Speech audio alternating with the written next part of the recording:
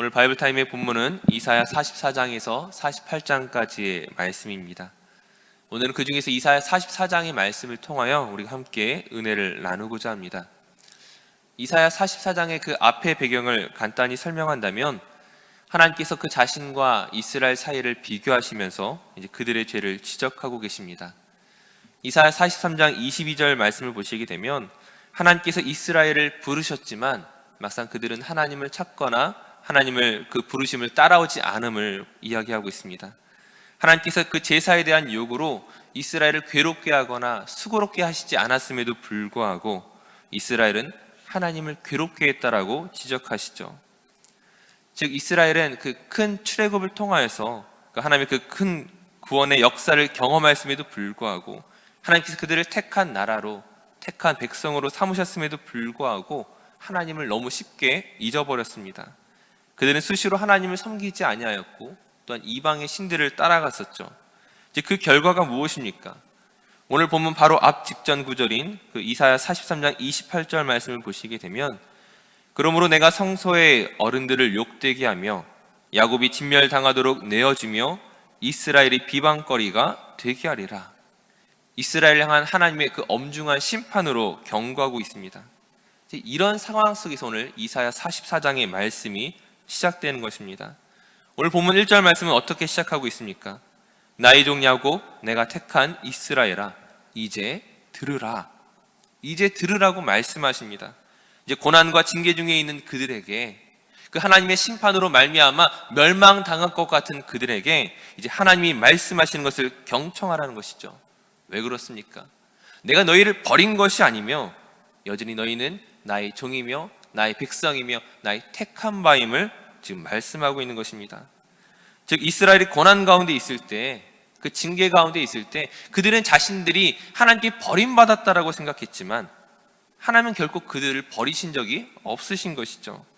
다만 그들을 하나님의 백성으로 되찾기 위하여서 그들을 고난 가운데 내버려 두셨지만, 고난 가운데 징계하셨지만 그러나 이제 너희에게 구원을 선포하겠다라고 말씀하는 것입니다. 그리고 이제 그 구원을 선포하기에 앞서서 그렇다면 하나님이 누구냐, 너희를 택하고 너희를 부른 내가 누구인지 아느냐, 그것을 다시금 우리에게 설명하고 계신 것이죠. 이제 2절 이하에서 하나님이 어떤 분이심을 말씀하고 있습니까?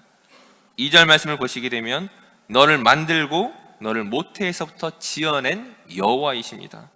6절 말씀에는 나는 처음이요 나는 마지막이라 나 외에 다른 신이 없느니라.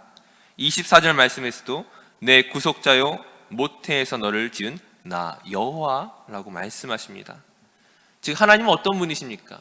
이 세상을 창조하신 분이시죠. 만드신 분이시죠. 그러나 동시에 이스라엘 너의 창조자라는 사실입니다. 즉 하나님께서 이 세상을 만드신 이후에 이 세상이 알아서 돌아가도록 내버려 두신 것이 아니라, 방치하신 것이 아니라 하나님께서 이스라엘을 지으셨고 알고 계시고 부르셨으며 그리고 너의 하나님, 너와 관계 맺고 있는 하나님이라는 사실을 말씀하고 있습니다. 이 사실이 중요한 이유가 무엇 때문이겠습니까?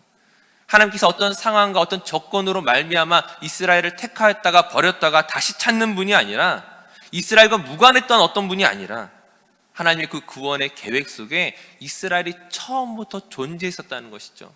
내가 이제 와서 너를 찾겠다가 아니라 내가 너를 찾는 것이 이미 나의 계획 속에 있었다라고 말씀하는 것입니다. 즉 너희 불순종으로 말미암아 실패하지 않겠다라는 것이죠.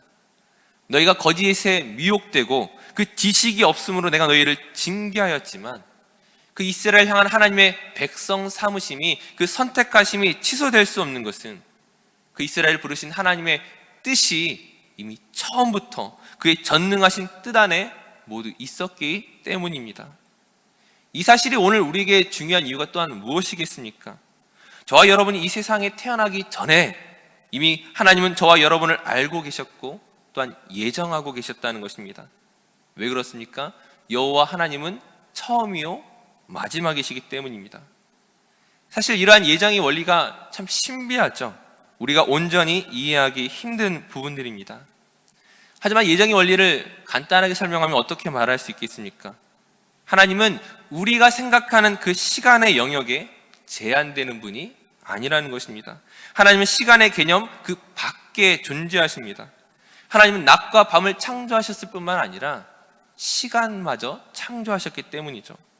즉 영적인 세계라는 것은 시간의 개념과 그 공간의 개념 안에 갇혀있는 어떤 것이 아니라 그 밖에 있는 그것을 뛰어넘는 존재하는 것입니다. 또 다른 예를 들면 하나님께서 예레미야를 부르실 때에 이렇게 말씀하십니다. 예레미야 1장 5절 말씀에 내가 너를 모태에 짓기 전에 너를 알았고 네가 배에서 나오기 전에 너를 성별하였고 너를 여러 나라의 선지자로 세웠노라 하시기로. 예레미야를 모태에 짓기 전부터, 태어나기 전부터 내가 너를 이미 알고 있었다라고 말씀하십니다. 다시 한번 우리 그 기독교의 예정론이 어렵게 생각하는 것이 아니라 하나님은 우리와 같은 시간대에 존재하고 있는 분이 아니라는 것이죠. 시간 그 너머에 계신 분입니다. 하나님의 이름이 무엇입니까? 알파와 오메가, 처음과 끝인 이유가 거기에 있는 것이죠.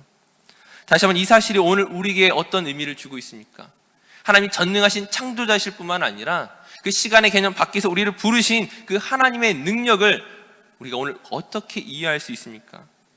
하나님이 시간의 제한을 받지 않으심으로 말미암아 그 예수 그리스도 그 십자가의 사건이 오늘 저와 여러분을 구원함에 있어서 전혀 부족하지 않게 되었다는 것입니다.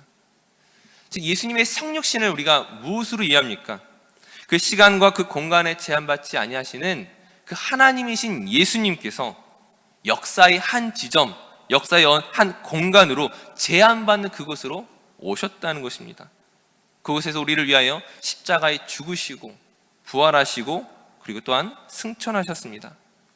예수님의 승천이란 단순히 하늘로 높이 올라갔다는 것이 아니라 예수님께서 더 이상 이 땅의 한 지점이 아니라 시간에 제한받는 그곳이 아니라 더 이상 그곳에 제한받지 아니하시는 하나님 보좌 우편으로 가셨다는 것을 말하는 것이죠. 그러므로 그 십자가는 역사의 한 지점에만 영향력을 미치는 것이 아니라 그 시간과 공간을 뛰어넘어서 모든 시간대에 모든 공간에 그 영향을 미치게 되었다는 것입니다.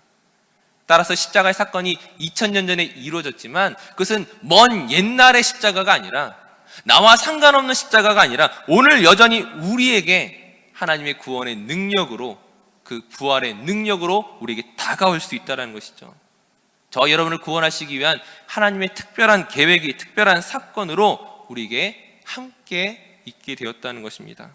나를 위한 십자가인 것이죠. 그러므로 이 십자가는 언제까지 어느 때까지 영향을 미치는 것입니까?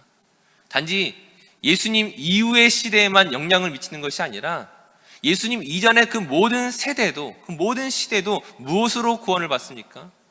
예수 그리스도로 구원을 받는 것입니다.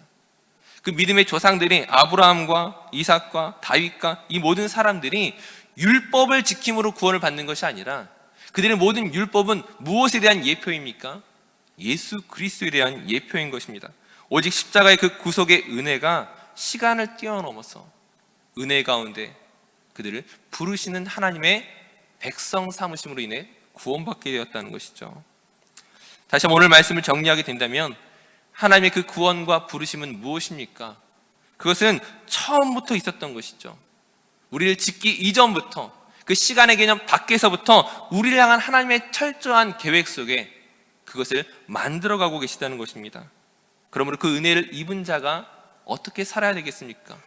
그 하나님의 그 놀라운 사랑을 경험한 우리가 오늘 이 시대를 어떻게 살아가야 하겠습니까? 나를 위한 그 하나님의 예정과 그 계획, 그 십자가의 사건 앞에서 교만하거나 방자한 것이 아니라 겸손하게 은혜를 구하며 나아가야 하는 것입니다. 내가 너를 지명하여 불렀나니 너는 내 것이라 말씀하시는 그 하나님의 음성 앞에서 그 부르심에 합당한 모습으로 오늘의 하루를 살아가는 저와 모든 성도들 되시기를 간절히 축원합니다. 기도하겠습니다. 참 사랑의 하나님 감사합니다. 우리를 지으시고 구원하시고 부르시고 또한 믿음으로 살게 하신 하나님, 우리가 아직은 부끄럽고 부족하지만 말씀 안에서 날마다 새롭게 변화되어 하나님을 기쁘시게 하는 복된 인생이 되게 하여 주시옵소서. 오늘 하루의 삶 속에서도 십자가를 자랑하며 십자가만으로 살아가는 저희들 되게 하여 주시옵소서. 감사드리며 예수님의 이름으로 기도드립니다. 아멘.